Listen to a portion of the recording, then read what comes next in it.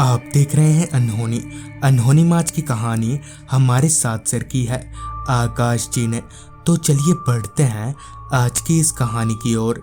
आज की इस वीडियो में आगे बढ़ने से पहले अगर आपने अभी तक हमारे चैनल को सब्सक्राइब नहीं किया है तो कर लें, और ऐसी ही और वीडियोस के लिए देखें डार्क फाइल्स। पिछले कुछ दिनों से मैं अपने नानी के घर पर हूँ।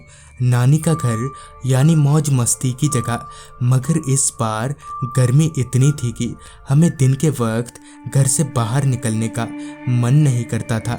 ऐसे ही घर में बैठे बैठे मैंने गर्मी की आधी छुट्टियाँ पार कर ली थी।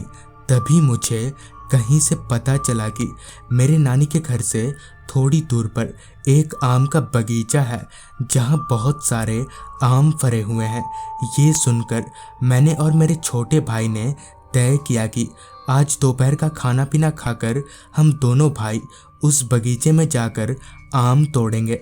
ये सोचकर अभी से ही मेरे मुंह में पानी आ रहा था। आम तोड़ने के लिए जाने ना देने के डर से मैंने ये बात और किसी को नहीं बताई। ठीक दोपहर का खाना पीना खाने के बाद जब घर के अधिकतर लोग सो गए थे, तब मैं और मेरा भाई छुपते छुपाते घर से निकले और उस आम के बगीचे की तरफ आगे बढ़ने लगे। थोड़ी देर ऐसे ही पैदल चलने के बाद हमें वो बगीचा दिखा। उस बगीचे के आम के पेड़ों में पत्तों से ज़्यादा आम दिखाई पड़ रहे थे। ये देखकर हमारे चलने की रफ्तार और भी तेज हो गई। भागकर हम उस बगीचे के दरवाजे पर पहुंचे तो पाया कि उस बगीचे के अंदर हाथों में डंडा लिए एक माली बैठा हुआ है। उस माली को देखकर मुझे काफ़ी तेज गुस्सा आया। खैर अब किया भी क्या जा सकता था। निराश होकर हम घर वापस आने लगे। वापस आते वक्त मेरे भाई ने मुझसे कहा, भैया क्यों ना हम अंधेरा होने के बाद इस बगीचे में आए, उस वक्त इस बगीचे में तो कोई नहीं होगा ना। मेरे भाई के इस बात से मैं सहमत था और हमने तय किया कि आज रात हम उस बगीचे में जाएंगे। घर आकर हम अंधेरा होने का इंतजार करने लगे। कुछ घंटों के बाद ही अंधेरा होना शुरू हो गया। मैंने अपनी घड़ी पर वक्त देखा तो वक्त हो रहा था रात के 8 बजे का। हमने इसी वक्त उस बगीचे में जाना ठीक समझा। घर पर बाहर टहलने का बहाना बनाकर हम दोनों भाई उस बगीचे की तरफ निकल पड़े। जंगल का रास्ता होने की वजह से आसपास और कोई दिखाई नहीं पड़ रहा था। कुछ देर चलने के बाद हम दोनों उस बगीचे के पास पहुंचे। वो बगीचा पूरी तरह से अंधेरे से घिरा हुआ था। इसी का फायदा उठाकर हम दोनों भाई आम तोड़ने लगे।